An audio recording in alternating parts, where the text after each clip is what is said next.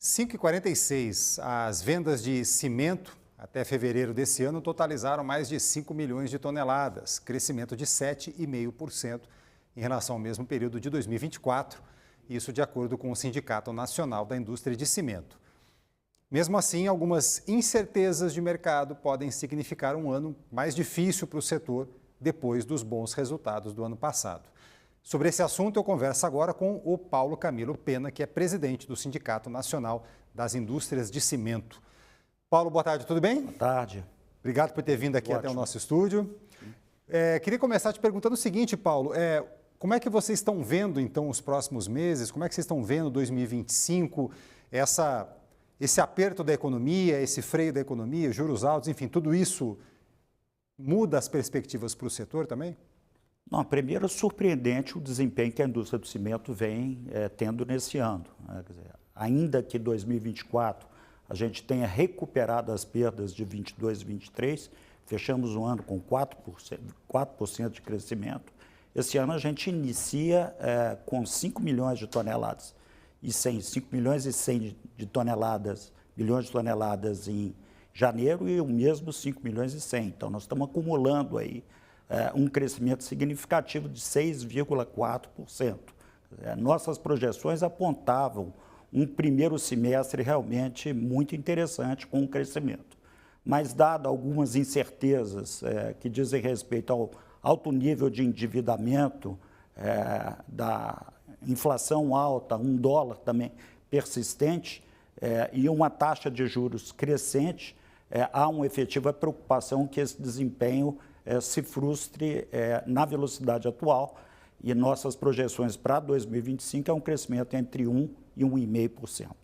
De que forma o câmbio afeta o setor do cimento? 50% do custo do cimento é energia, e boa parte, cerca de 40%, advém de um insumo importante que gera energia térmica, chamado coque de petróleo. 90% dele é importado. Então, nós já sofremos incertezas dessa natureza no passado recente, com a guerra.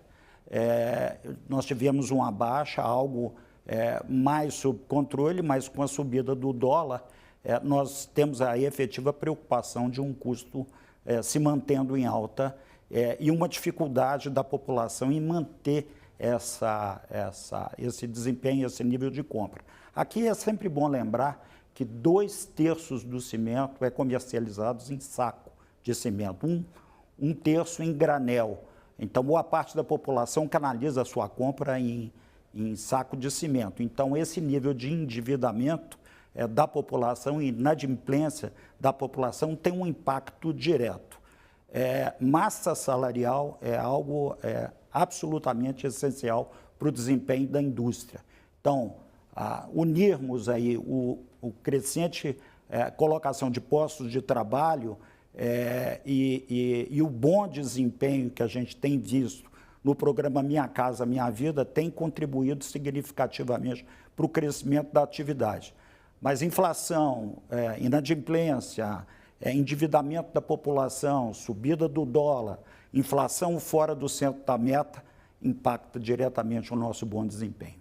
São os dois lados muito claros nesse momento, né? Porque você citou massa salarial que está em alta, emprego está em alta, né? Renda está em alta, crédito mais fácil, mas mais caro, né? E o dólar e a inflação, enfim, a gente tem, acho que os dois lados muito pronunciados nesse momento, né? Sim. O que ajuda e o que atrapalha, né? Sim, e um novo elemento que nos preocupa profundamente. A pesquisa de orçamento familiar feita nos anos 90 apontava que 6% do orçamento das famílias era canalizado para reformas e para a construção, a autoconstrução principalmente. E o que a gente viu ao longo do tempo é uma perda desse investimento em construção e reforma. Perdemos para a internet, para a TV a cabo, para automóveis. E agora a gente tem um elemento que vem drenando significativamente o investimento na construção e na reforma, as apostas. Então, isso é algo realmente, um elemento novo que vem nos preocupando. Quer dizer, as pessoas estariam mexendo menos em casa, reformando menos, diminuindo aquelas pequenas obras, aqueles pequenos reparos. E utilizando esse recurso em apostas, o que é absolutamente negativo para a atividade econômica, para a construção, que reúne um contingente importante de trabalhadores e que a gente precisa de estimular. Você estava falando de obras públicas, citou até o Minha Casa Minha Vida. Obras de infraestrutura têm ajudado a movimentar também? Não, na verdade, essa é uma frustração que a indústria do cimento tem visto. Nós temos um trabalho feito em 2011 com a Fundação Getúlio Vargas, que mostrava que 25% do cimento era consumido em infraestrutura.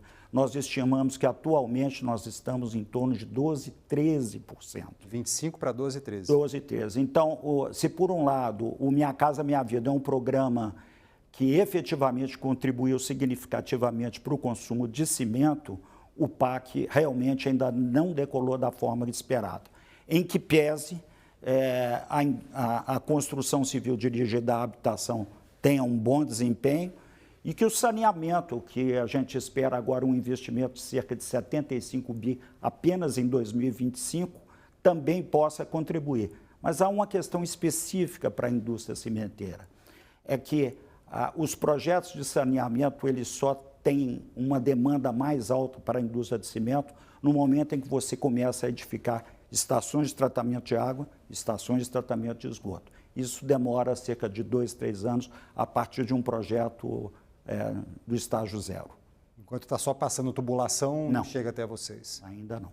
Agora, essas outras técnicas de construção modulares, por exemplo, isso é difícil a gente ver isso ainda no Brasil. Isso não chega a mexer demais com o mercado de cimento? Não, ainda não, porque também o cimento vem se desenvolvendo no nível de resistência, de qualidade, a questão sonora, a questão de sistemas construtivos mais modernos. A gente avançou muito no que a gente chama de paredes de concreto, que é um sistema que foi desenvolvido pela indústria de cimento para, inclusive, dar dinamismo à construção. Foi o que viabilizou a construção de cerca de 500 mil casas por ano.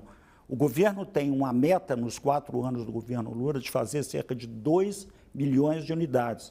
E, efetivamente, o que a gente tem visto é que há um cumprimento bastante claro dessa meta. E isso tem um impacto positivo para a nossa indústria. Algo em torno de 2,5 milhões de toneladas por ano, o que daria aí no final de um mandato de 4 anos, 10 milhões de toneladas de cimento, que é um número nada desprezível.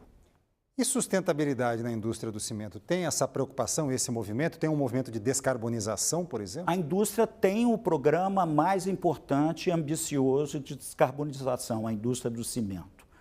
Mais de 35 anos a indústria vem investindo pesadamente, inclusive na substituição do combustível fóssil, que é o coque.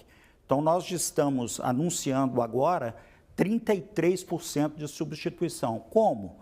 Com biomassas, fizemos um mapeamento no Brasil, onde você tem a casca de babaçu no norte, o luicuri no noroeste, o cavaco de madeira do reflorestamento, a casca de arroz no sul.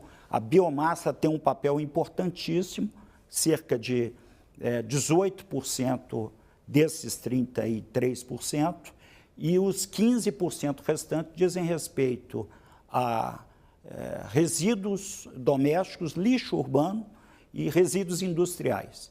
E isso aí traz uma proteção à indústria para essa oscilação de preço de um combustível fóssil que a todo momento oscila com muita velocidade. Mais do que isso, reduz significativamente as emissões. Então, nós estamos saindo de um combustível fóssil altamente emissor e dolarizado para a utilização de resíduos com impacto social e ambiental tremendo de maneira positiva.